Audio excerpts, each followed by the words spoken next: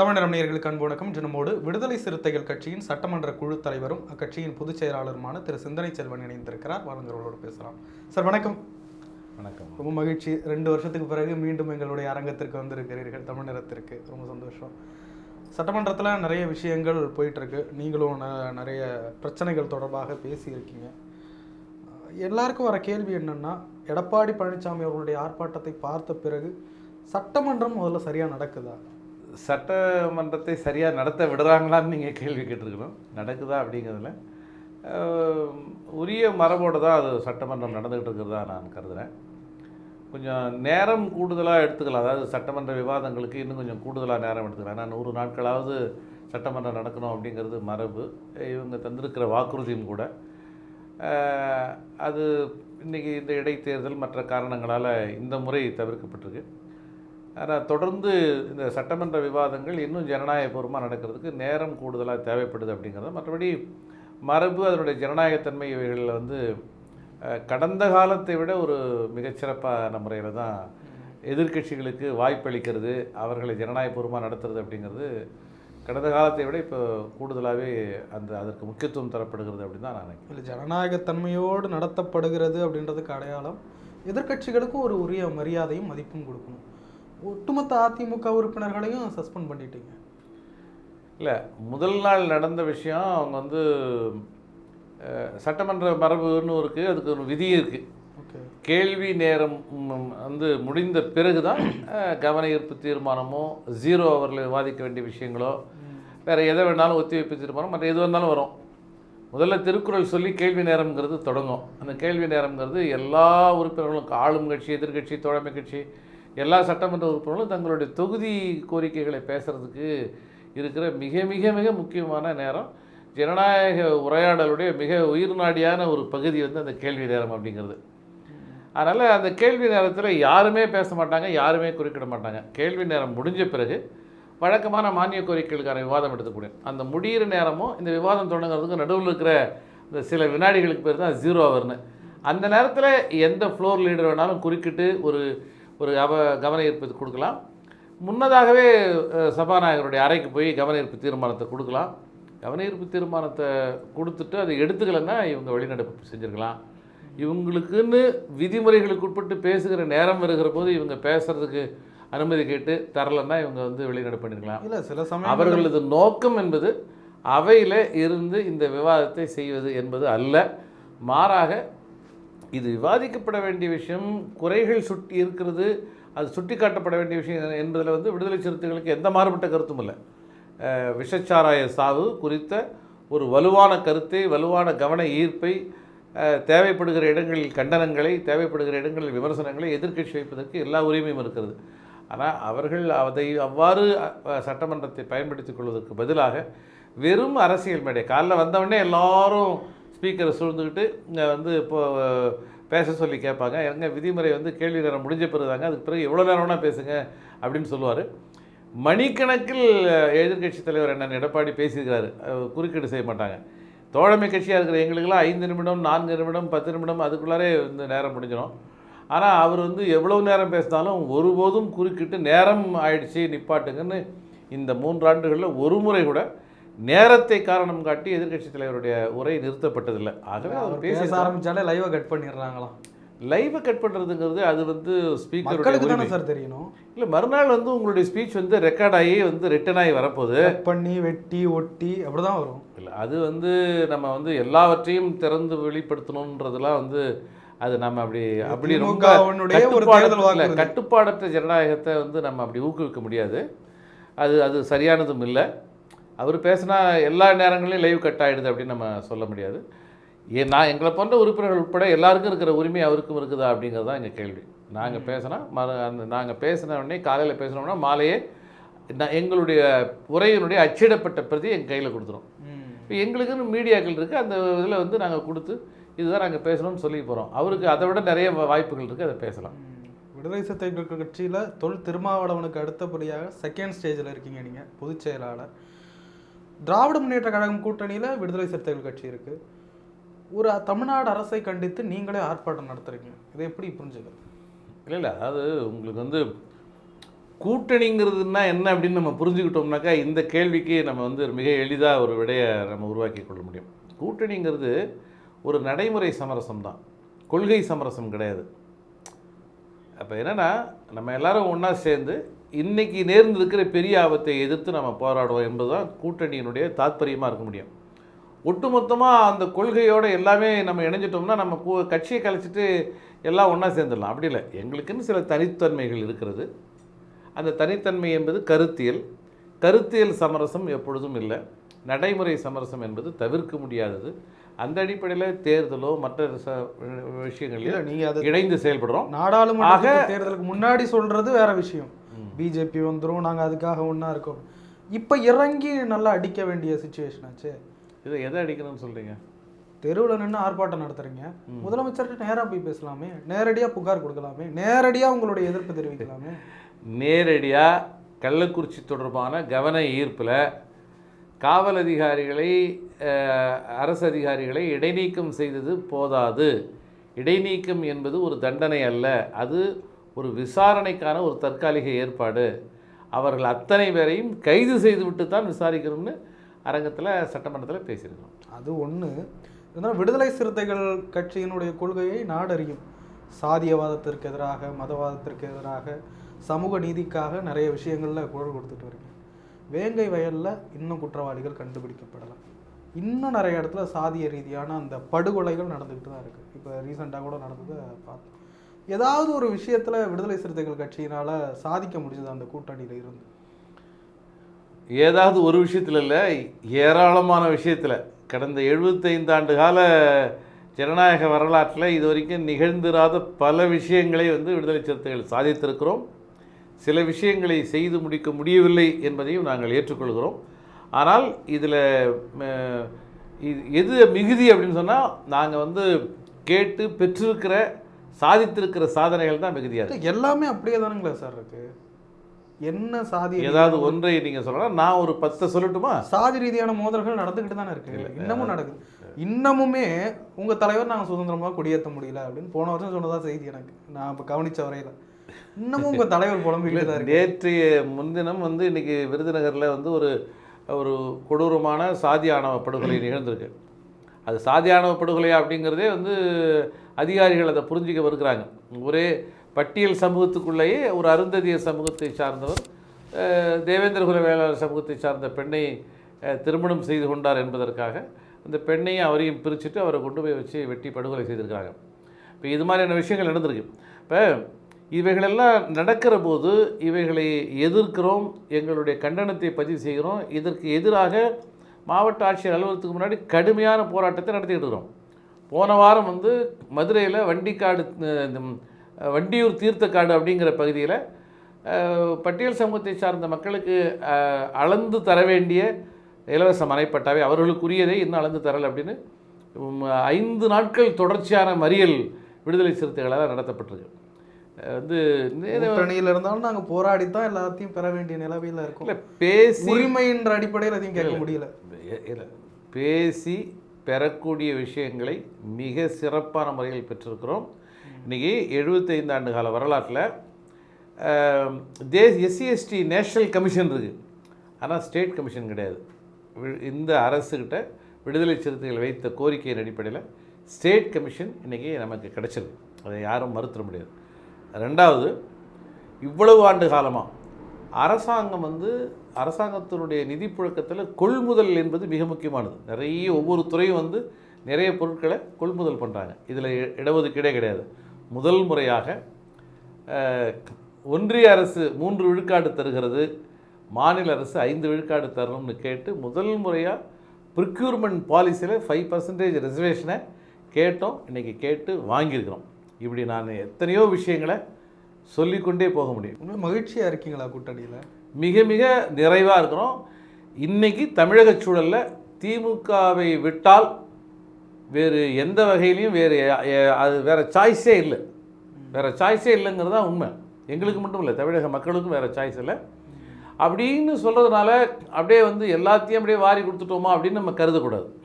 நீங்கள் தோழமை என்பதே என்னென்னா, நீங்கள் உடன்படுகிற புள்ளிகளில் உடன்படுவதும் முரண்படுகிற புள்ளிகளை தோழமையோடும் அழுத்தத்தோடும் சுட்டி காட்டுவதும் தான் தோழமை.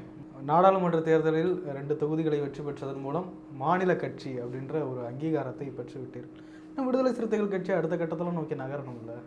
கட்டாயமா திமுகவில் அந்த ஒரு அங்கீகாரம் கிடைக்கும்னு நினைக்கிறீங்களா?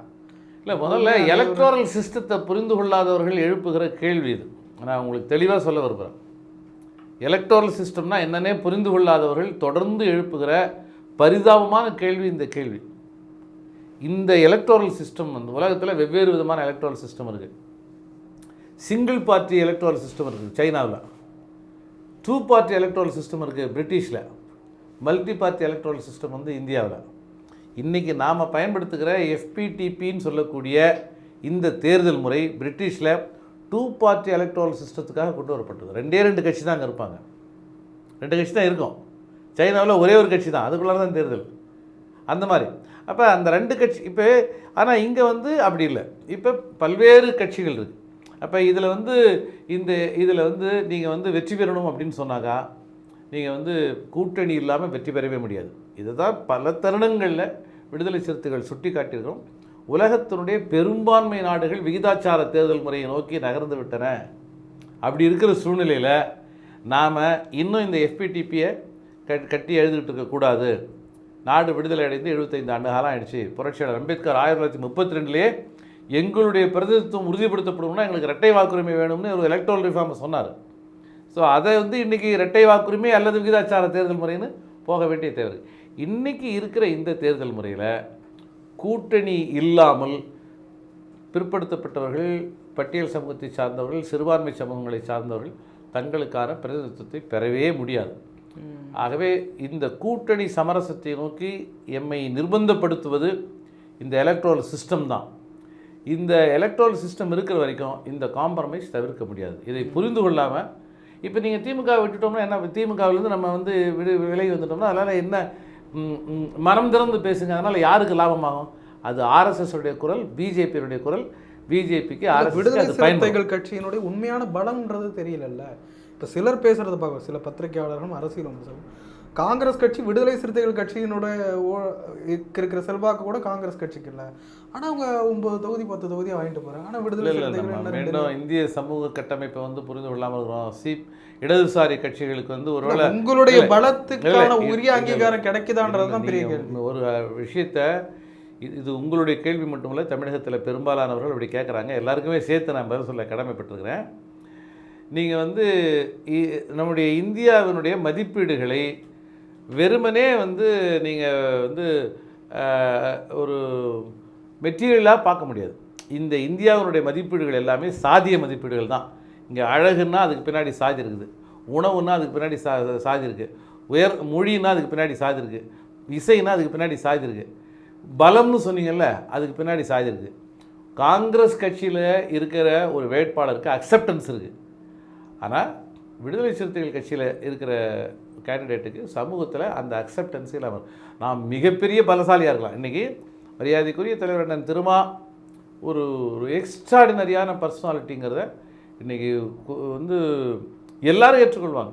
எதிரிகளால் கூட ஏற்றுக்கொள்ளப்படுகிற, பாராட்டப்படுகிற, அங்கீகரிக்கப்படுகிற ஒரு ஆகச்சிறந்த ஆளுமே அண்ணன் திருமா இருக்காரு. ஆனால் அவரே எங்கே போய் நிற்க வேண்டியதாக இருக்குது? ஒரு ரிசர்வ் தொகுதியில் தான் நிற்க வேண்டிய நிலை இருக்குது.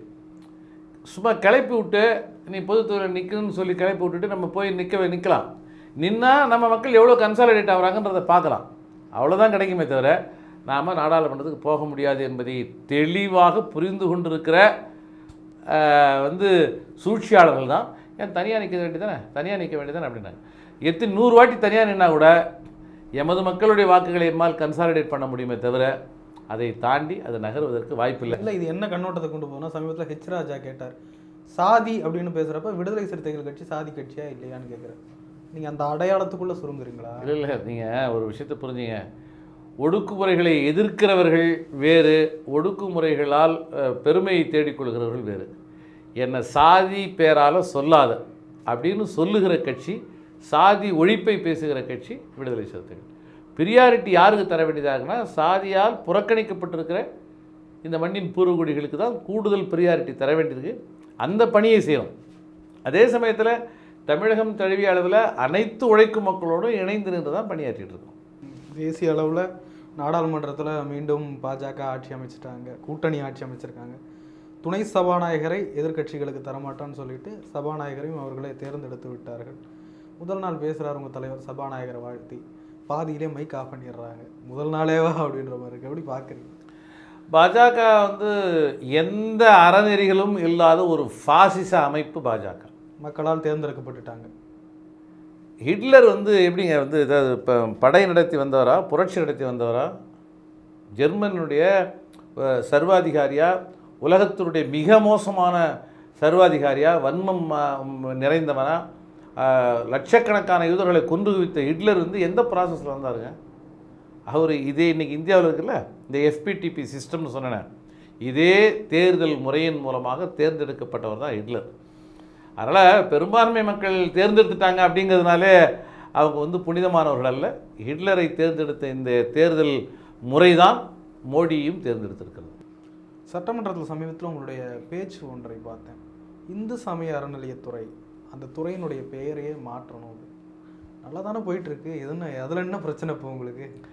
இல்லை, ரொம்ப மிக முக்கியமான கேள்வி நீங்கள் எழுப்பியிருக்கிறது. அதாவது ஆன்மீகம் அப்படிங்கிறது வேற, மதம்ங்கிறது வேற.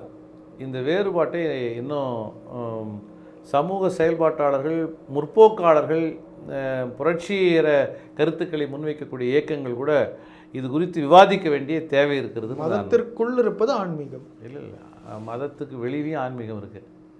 மதத்துக்கு வெளியில் இருக்குது. ஒரு வார்த்தை சொல்லவா? சாதியும் மதமும் சமயமும் பொய்யென ஆதியில் உணர்த்திய அருட்பெருஞ்சோதி அப்படின்னு வள்ளலார் பாடுறாரு. அதனால் ஆன்மீகம் அப்படிங்கிறது அதை கடந்தது, அதை தாண்டியது. அதை நம்ம தெளிவாக புரிந்து கொள்ளணும். இந்த நிலையில் இயல்பாகவே நாம் நமக்கும் படைப்புக்குமான உறவு, நமக்கும் சக மனிதனுக்குமான உறவு, இந்த தேடலில் இருக்கக்கூடிய நம்முடைய தொல்தமிழ் சமூகம் பெற்ற மெய்யியல் மரபு அப்படிங்கிறது பிறப்புக்கும் எல்லா மனிதர்க்கும் இல்லை, பிறப்புக்கும் எல்லா உயிர்க்குங்கிறது. உலகத்தினுடைய எந்த பக்கத்துலையுமே இந்த அறத்தை பார்க்க முடியாது, அது எங்கேயுமே பார்க்க முடியாது. நம்ம இன்னொரு மனிதனும் சமம் அப்படின்னு சொல்கிறது தான் பார்க்க முடியும். நானும் இன்னொரு உயிரும் சமம் அப்படின்னு சொல்கிறது இருக்குல்ல, அதுதான் தமிழர்களுடைய உன்னதமான மகோன்னதமான மெய்யியல் மரபு. இந்த சமம் என்பதிலிருந்து தான் அறம் தொடங்குகிறது. அறம் என்பதே சமம் தான். இப்படிப்பட்ட தமிழர்களுடைய மெய்யியல் மரபு இன்றைக்கி வைதீக சமயங்களால் மிகப்பெரிய படையெடுப்புக்குள்ளாகி இன்றைக்கி வீழ்த்தப்பட்டிருக்கிறது. இந்த மெய்யியல் மரபை இவங்க மதவாத போர்வைக்குள்ளார உள்வாங்கிக்கிறாங்க. 19ஆம் நூற்றாண்டில் எண்ணிக்கை பெரும்பான்மையை கூட்டி காட்டி பிரிட்டிஷார்கிட்ட பவரை ஷேர் பண்ணணுங்கிற ஒரு நிலை வந்தப்போ இவங்க யாரெல்லாம் இந்துக்கள் இல்லைன்னு வெளியே தள்ளி வச்சாங்களோ அவங்களையும் இந்துக்கள்னு வருவாய்த்துறை ஆவணங்களில் அவங்க இணைச்சிக்கிட்டாங்க. வாக்காளர் பட்டியலிலும் வருவாய்த்துறை ஆவணங்களிலும் தான் நாங்கள் இந்துக்கள் என்று அடையாளப்படுத்தப்படுகிறோம். நான் சட்டமன்றத்தில் பேசினேன். ஆனால் கோவிலில் நுழைவோருடைய பட்டியலில் எங்கள் பேர் இல்லை. இதுதான் என்னுடைய சட்டமன்ற உரை. அப்போ என்னென்னா இவங்க கோவிலுக்குள்ளார நீ இந்து இல்லை, நீ இந்த ஜாதி இல்லை அந்த ஜாதி இல்லைன்னு என்னை புறக்கணிப்பாங்க. ஆனால் வாக்குச்சாவடிக்கு முன்னாடி போயிட்டு நம்மெல்லாம் இந்து தான் அப்படிம்பாங்க. அரசியல் களத்தில் நான் இந்து, பண்பாட்டு தளத்தில் நான் அவரிடமிருந்து விலகி நிற்கணும், தனிமைப்படுத்தப்பட்டிருக்கணும். ஒரு இந்து இன்னொரு இந்துவை திருமணம் செய்து கொண்டான் என்பதற்காக ஏன் வெட்டி படுகொலை செய்யப்படுகிறான் அப்படின்னு சட்டமன்றத்தில் நான் கேட்டேன். ஒரு 3 நாட்களுக்கு முன்னாடி சாதிவாரி கணக்கெடுப்பு வருகிற போது, வேற ஒரு உரை வருகிற போது கலப்பு திருமணம் பற்றி ஒரு உரையாடல் வந்துச்சு. அப்போ நான் சொன்னேன், ஒரு இந்து இன்னொரு இந்துவை திருமணம் செய்து கொள்வதற்கு கலப்பு திருமணம்னு சொல்லுகிற மனநோய் பிடித்த சமூகத்தின் நிலை குறித்து நான் வருத்தப்படுகிறேன்னு சொன்னேன். இதுதான் நிலைமை. அதனால் HRNC டிபார்ட்மெண்ட் அப்படிங்கிறது ஒரு பக்கம் இருக்குது. இன்றைக்கி தமிழ்நாட்டில் இருக்கிற கிராம கோவில்களை எல்லாம் சனாதனமயப்படுத்துகிற ஒரு ஒரு நுண்ணிய அரசியலை பாஜக RSS கும்பல் தொடர்ந்து செய்து வராங்க. இது மிக ஆபத்தானது, கண்ணுக்கு தெரியாத ஆபத்து. இது எல்லா அரசியல் கட்சிகளும் விழித்து கொள்ள வேண்டிய மிக மிக முக்கியமான ஒரு புள்ளி. நம்ம சொந்த சித்தப்பா பெரியப்பா மாமா நமக்கு தெரியாமலே அவன் சனாதனமயப்படுகிறான், பார்ப்பனமயப்படுறான், RSS BJP கருத்திலே உள்வாங்கிறான். நேற்று வரைக்கும் பிள்ளையாராக இருந்தவர் இன்றைக்கி விநாயகராக இருக்கிறார். இதுதான் இன்றைக்கி சூழ்நிலை. லட்சக்கணக்கான 50 லட்சத்திற்கும் மேற்பட்டவர்கள் தைப்பூசத்தில் பழனி கோவிலுக்கு போகிறாங்க. ஒரே ஒரு சின்ன வன்முறை நடந்தது கிடையாது. சற்றேறக்குறைய 15 லட்சத்திற்கும் மேற்பட்டவர்கள் கிரிவலத்தில் நடக்கிறாங்க. திருவண்ணாமலையில் பௌர்ணமி நேரத்தில் நடக்கிறாங்க. எங்கேயுமே ஒரு சின்ன வன்முறை இல்லை. ஆனால் 50 பேர் ஒன்றா சேர்ந்துட்டு விநாயகர் சதுர்த்தின்னு சொல்லிட்டு ஊர்வலத்தை எடுத்துகிட்டு போவான். 3 மாவட்டத்து போலீஸ் அங்கே காவல் நின்னாகும். ஸோ ஸ்பிரிச்சுவாலிட்டிங்கிறது வேறு, மதம்ங்கிறது வேறு. தொல் தமிழர்களுடைய ஆன்மீக மையங்களை மதவாதிகள் கைப்பற்றுகிறார்கள், மெல்ல மெல்ல சனாதனமயப்படுத்துகிறார்கள். அதுக்கு ஒரு உதாரணம் தான் கோயம்புத்தூருடைய மைய பண்பாட்டு அடையாளமாக இருப்பது கோணியம்மன் கோவில். நீங்கள் உங்கள் ஸ்மார்ட் ஃபோனை எடுத்து கோணியம்மன் கோவில்னு நீங்கள் ஸ்மார்ட் ஃபோனில் அச்சிட்டு பாருங்கள், உடனே வரும் உங்களுக்கு. 600 ஆண்டுகளுக்கு முன்னால் கோவன் என்கிற இருளர் மன்னரால் கட்டப்பட்ட கோவில் இது அப்படின்னு வரும். இதுதான் வரலாறு. கண்ணு முன்னாடியே இன்றைக்கி அது சனாதனமயப்படுத்தப்பட்டிருக்கு. இன்றைக்கி இருளர்கள் அந்த பக்கம் போக முடியுமா? உள்ளே போக முடியுமா? இதுதான் இல்லை.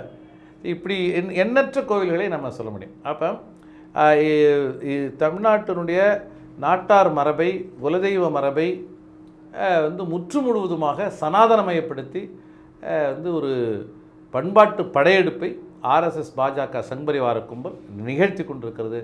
இதை தடுக்கணும் அப்படின்னு சொன்னால் அரசும் விழித்துக்கொள்ள வேண்டும், சமூகமும் விழித்துக்கொள்ளணும். இதனால தான் நான் கேள்வி எழுப்ப விரும்புகிறேன். நாட்டார் மரபு அப்படிங்கிறது முற்று முழுவதுமாக இவங்களுடைய வைதீக மரபிலிருந்து முற்றிலும் மாறுபட்டது, அதற்கு எதிரானது.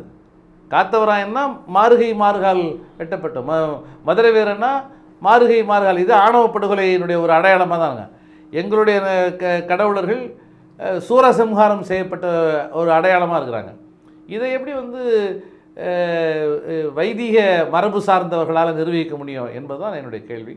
அவர்கள் நிர்வகிப்பது மாத்திரமல்ல, இந்து அறநிலையத்துறை மாத்திரமல்ல, இந்து அறநிலையத்துறையை சும்மா அப்படி மேலே ஒரு அடையாளத்துக்காக வச்சுட்டு அதுக்கு பின்னாடி இந்துத்துவ சங்பரிவார கும்பல் உருவாக்கியிருக்கிற ஏராளமான தொண்டு நிறுவனங்கள் அந்த கோவில்களுக்குள்ளார போந்து அறநிலையத்துறை கொடுக்குற சம்பளத்தை விட கூடுதல் சம்பளத்தை இவங்க கொடுத்து ஒட்டுமொத்த இந்து அறநிலையத்துறையில் இருக்கக்கூடிய ஊழியர்கள், பூசாரிகள், அர்ச்சகர்கள் எல்லாரையும் அவங்க தங்களுடைய கட்டுப்பாட்டுக்குள்ளே வச்சுக்கிறாங்க. இதுதான் நிலைமை. கிராம கோவில்களை நோக்கி படையெடுக்க தொடங்கி இருக்கிறார்கள். கிராம கோவில்கள் சனாதனமயமாகி வருகிறது. இது தமிழ்நாட்டிற்கு நேர்ந்திருக்கிற மிகப்பெரிய ஆபத்து. ஒரு மாபெரும் பண்பாட்டு படையெடுப்பை தமிழகம் அமைதியாக சந்தித்து கொண்டிருக்கிறது. இல்லை, ஆல்ரெடி நிறைய மதம் சார்ந்த பிரச்சனைகளை பாஜக கிளப்பிக்கிட்டு இருக்கு. இதை மாற்றினா பெரிய பிரச்சனை வெடிக்காத. இந்து அப்படின்ற பேரை, இந்து சமய அறநிலையத்துக்கு என்ன பேரை சஜஸ்ட் பண்ணுறீங்க நீங்கள்? நான் என்னங்க சஜஸ்ட் பண்ணுறது? 100 ஆண்டுகளுக்கு முன்னாடியே பேரறிவாளர் இருக்கக்கூடாதாங்க. நான் என்ன சஜஸ்ட் பண்ணுறது? 100 ஆண்டுகளுக்கு முன்னதாகவே பேரறிவாளர் அயோத்திதாச பண்டிதர் இதற்கான தெளிவான விடையை தந்திருக்காரு. 1881 தான் முதல் கணக்கெடுப்பு பிரிட்டிஷ் அரசாங்கத்தால் நடத்தப்படுது. அப்போ எல்லாரும் போய் எங்கள் ஜாதி பேரில் எங்களை அடையாளப்படுத்துங்க அப்படின்னு சொல்லும்போது பேரறிவாளர் அயோத்திதாச பண்டிதர் சொன்னார், மக்களை அடையாளப்படுத்துகிற போது சாதியின் பெயரால் அடையாளப்படுத்தக்கூடாது, அவங்கள ஒரு இனத்தின் பெயரால் தான் அடையாளப்படுத்தணும், எங்களை தமிழர்கள் என்று பதிவு செய்யுங்கள் அப்படின்னு அயோத்திதாச பண்டிதர் சொன்னார். நாங்கள் தமிழர்கள், நாங்கள் பின்பற்றுகிற மதம் தமிழர்களுடைய அரசமயம், அது சார்ந்த மதம். ஆகவே எங்களை தமிழர்கள்னு பதிவு பண்ணுங்கள். எங்களுக்கு ஏன் ஒரு சாதி அடையாளத்தை நீங்களே கொடுக்குறீங்க? நான் ஒரு இந்துன்னு நான் சொல்லாமலே நீங்களே பதிவு பண்ணிக்கிறீங்க. யாரோ ஒரு ஆல்பட்டா இருக்கிற ஒரு அப்துல்லாவாக இருக்கிற ஒரு தாசில்தார் என் பேரை இந்துன்னு ஒரு பதிவு பண்ணுறாரு. ஆனால் நான் என்னை பௌத்தர்னு பதிவு பண்ணுங்க அப்படின்னு சொன்னால் நீங்கள் போய் அதுக்கு பேரை மாற்றிட்டு வரணும், நீங்கள் சர்டிஃபிகேட் வாங்கிட்டு வந்து தரணும், அதுக்கு கட்டணம் கொடுக்கணும், அப்படி கொடுக்கணும், இப்படி கொடுக்கணும். சற்றேறக்குறைய ஒரு 5000 ரூபாய்க்கு மேலான கட்டணத்தை நான் செலுத்தினா தான் நான் ஒரு பௌத்தர்னு நான் என்னை பதிவு பண்ணிக்க முடியும். இந்த நிலைமை ஏன் வருது? ஆனால் இந்துன்னு பதிவு பண்ணுறதுக்கு எந்த விதமான இதுவுமே இல்லை, எந்த நெருக்கடி. சொல்கிற மாதிரி இப்போ தமிழர்னு பதிவு பண்ணாலும் தமிழ் சமயங்கள் அறநிலையத்துறைன்னு கூட வருதுன்னு வச்சுக்கோங்களேன்.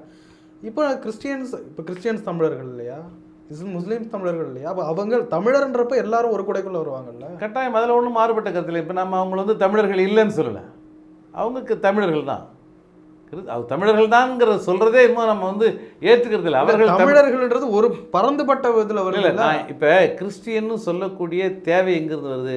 மனிதர்களை மதத்தின் பெயரால் அடையாளப்படுத்துகிற போது தான் இவர் கிறிஸ்துவர், இவர் முஸ்லீமு, இவர் இந்துன்னு வருது. இல்லை, இறை நம்பிக்கை இருக்குது சார். அது இல்லை, நான் என்ன சொல்கிறேன், இனத்தால் அடையாளப்படுத்துங்க. நான் தமிழனாக இருக்கிறேன், தமிழர்களுக்கான பூர்வ மெய்யியல் மரபை பின்பற்றக்கூடியவனாக இருக்கிறேன். நான் தமிழனாக இருக்கிறேன், நான் கிறிஸ்துவத்தை பின்பற்றுறேன். நான் தமிழனாக இருக்கிறேன், நான் இஸ்லாத்தை பின்பற்றுறேன். நான் தமிழனாக இருக்கிறேன், ஒருபோதும் நான் இந்து மதத்தை பின்பற்றவில்லை. என்னை ஏன் தமிழன்னு பதிவு பண்ணுறதுக்கு பதிலாக இந்துன்னு பதிவு பண்ணுறீங்க? என்னுடைய சமயம் தமிழருடைய அரசமயம், தமிழர் மரபு, அதுதான் என்னுடைய சமயம். மதம்ங்கிற இன்ஸ்டியூஷன் எனக்கு கிடையாது. மதம்ங்கிறதே இன்ஸ்டியூஷனலைஸ் ஆனதே 19ஆம் நூற்றாண்டுக்கு பிறகு தான். அதுக்கு முன்னதாக அது இன்ஸ்டியூஷனலைஸ் ஆகலை. அது ஒரு தனி மனிதனுடைய வாழ்வியல் கோட்பாடு, அவ்வளோதான். எனது மரபு, எனக்கு ஒருத்தருக்கும் ஒரு ட்ரெடிஷன் இருக்குது, எனக்கான ஒரு ட்ரெடிஷன், அவ்வளோதான். நீங்கள் என்னை நான் தமிழன்னு அடையாளப்படுத்துங்க, கிறிஸ்துவரையும் தமிழன்னு அடையாளப்படுத்துங்க, இஸ்லாமியர்களையும் தமிழன்னு அடையாளப்படுத்துங்க. நீங்கள் அவரை கிறிஸ்துவன்னு அடையாளப்படுத்த வேண்டும் என்பதற்காகவே இதுதான் பிரிட்டிஷார் சொன்ன வரையறை. நீங்கள் இப்போ சொன்னீங்களோ, உங்கள் மைண்டில் வந்துச்சுல்ல, இதுதான் பிரிட்டிஷார் சொன்ன வரையறை. இந்துன்னா யாருன்னா, யாரெல்லாம் கிறிஸ்துவர் இல்லையோ, யாரெல்லாம் இஸ்லாமியர் இல்லையோ அவர்களெல்லாம் இந்துக்கள் அப்படின்னு சொன்னான். அப்போ நாட்டார் மரபு என்ன பண்ணுறது? இந்த மண்ணில் இருக்கக்கூடிய பூர்வீக நாட்டார் மரபு, நான் ஒரு ஆசீவ மரபை பின்பற்றக்கூடியவன், நான் சமண மரபை பின்பற்றக்கூடியவன், நான் சாங்கிய மரபை பின்பற்றக்கூடியவன், பௌத்த மரபை பின்பற்றக்கூடியவன், என்னன்னு சொல்லுவீங்க? சரி, நிறைவாக இப்போது அடுத்தடுத்த கட்டத்தை நோக்கி அரசியல் நகர்ந்துக்கிட்டு இருக்குது. விக்கிரவாண்டி எலெக்ஷன் வருது, 18 மாதங்களில் தேர்தலும் வர இருக்கிறது. இன்னும் விடுதலை சிறுத்தைகள் கட்சி இதே நிலையில் இருக்க போகிறதா? ஏன்னா இதே கூட்டணி தான் எனக்கு தொடரும் போல தெரியுது. அதே 6 தொகுதி, அதிகபட்சம் போனால் 10 வரைக்கும் தான் கொடுக்குறது. இதே கூட்டணி இருந்தால் அது கூட கிடைக்க மாட்டதில்லை. இப்போ சீமான் அவர்கள் கூட நான் தனித்து தான் நிற்பேன், திமுக வேணாம், பாஜக வேணாம், அதிமுக வேணாம், காங்கிரஸ் வேணாம்னு சொல்லிட்டு இருந்தார். இன்றைக்கி அதிமுகவை ஆதரவுக்கு கூப்பிடுறாரு. விடுதலை சிறுத்தைகள் கட்சியினுடைய அந்த டிராவலில் எதுவும் மாற்றம் இருக்குமா? நீங்கள் கேட்டதில் 2 கேள்வி இருக்குது. இன்னும் இதே நிலை தொடருமா அப்படின்னு கேட்டீங்க. முதல் முறையாக தமிழகத்தில் சாதி ஒழிப்பு கொள்கையை பேசுகிற புரட்சியாளர் அம்பேத்கரை கொள்கை வழி தலைவராக ஏற்றுக்கொண்டிருக்கிற ஒரு கட்சி தேர்தல் ஆணையத்தின் அங்கீகாரத்தை பெற்றுக்கிறதுனா அது வரலாற்றில் இதுதான் முதல் முறையாக 4 சட்டமன்ற உறுப்பினர்கள் இப்படிப்பட்ட ஒரு கட்சியிலிருந்து போயிருக்காங்கன்னா இதுதான் முதல் முறை. இது ஒரு மிகப்பெரிய பரிணாமம். இதே நிலையில் தான் இருக்குதுன்னா நாங்கள் ஏதோ கட்சி அரசிலிருந்து அதே இடத்துல இருக்கிறேன். இன்றைக்கி 2 நாடாளுமன்ற உறுப்பினர்கள், 4 சட்டமன்ற உறுப்பினர்கள் அப்படின்னு தமிழ்நாட்டு அரசியலை கலக்கிக்கிட்டு இருக்கோம் நாங்கள். பட் 10வது அவங்க தொண்டர்கள் எதிர்பார்க்குறாங்க, எங்கள் தலைவர் முதலமைச்சராக வரணும், பெரிய கட்சியாக வரணும், இன்னும் நிறைய எதிர்பார்ப்பு. இவைகள் 2 இடத்துலேருந்து சொல்லப்படுது. உண்மையிலே எங்கள் மீது அக்கறை கொண்டவர்கள் சொல்வது ஒன்று, இன்னொரு பக்கம் நம்மை ஏதோ ஒரு வகையில் டெம்ப்ட் பண்ணுறது அப்படிங்கிறது. எங்களது வளர்ச்சி நிதானமாக, அமைதியாக, ஆனால் மிக சரியான இலக்கை நோக்கி நகர்ந்துட்டுரும். தேர்தல் களம் மட்டுமே இந்த கட்சியினுடைய களம் அல்ல. தேர்தல் களத்திலும், சமூக களத்திலும், பொருளாதார களத்திலும் தொடர்ந்து நாங்கள் பணியாற்றிட்டு இருக்கோம். எங்களது பயணம் மிக மெல்ல மெல்ல ஒவ்வொரு படியாக நாங்கள் முன்னேறி நகர்ந்து கொண்டே வந்துட்டுருக்கோம். இதுதான் யதார்த்தம். ஆகவே எழுச்சி தமிழன் திருமாவுடைய தலைமையில் பல்வேறு வெற்றி படிக்கட்டுகளை கடந்து வந்துடும். இன்னும் கூடுதலாக இதுவை நகரும், அதில் ஒன்றும் மாறுபட்டுக்கிறதில்ல. 2வது, நண்பர் சீமான் குறித்து சொன்னீங்க. தமிழகத்தை பொறுத்தவரையில் மிக மிக எச்சரிக்கையோடு கையாளப்பட வேண்டிய ஒரு அடையாளம் நண்பர் சீமான் அப்படின்னு நான் நினைக்கிறேன். ஏன்னா அவர் தெரிந்து செய்கிறாரா தெரியாமல் செய்கிறாரான்னு எனக்கு தெரியாது. சீமானுடைய அரசியலை, நாம் தமிழர் கட்சியின் அரசியலை ஆர்எஸ்எஸ் சங்பரிவார கும்பல் மிக எளிதாக உண்டு செறித்து விடுகிற ஆபத்து இருக்கிறது. தெரிந்து கதவை திறந்து வைத்திருக்கிறாரா அல்லது தெரியாமல் கதவை திறந்து வைத்திருக்கிறாரா என்பதை தமிழக மக்களுடைய விவாதத்துக்கே விட்டுறேன். அதனால் மிக ஆபத்தான, ஏன்னா வெளிப்படையாக தெரிகிறவர்களை நம்ம கண்டு எச்சரிக்கையாக இருந்தலாம். இவர் ஒரு பக்கம் பேசுகிற விஷயங்கள் ஏதோ ரொம்ப தமிழ் தேசியம் சார்ந்த அரசியலாக இருக்குது. ஆனால் இவரது தமிழ் தேசியம் என்பது முழுக்க முழுக்க வைதீக மதத்தினுடைய கோட்பாடுகளை உள்வாங்கிய மதவாத தமிழ் தேசியமாகத்தான் தொடர்ந்து இருக்கிறது அப்படிங்கிறது தான் மிக முக்கியமானது. அதனால் ஒரு அதிமுகவை நோக்கி நகர்வது என்பது அதுதான் உங்களுடைய நேச்சுரல் அலைன்ஸாக இருக்க முடியும். சார், நிறைய விஷயங்களை போயிட்டு நன்றி சார். நன்றி.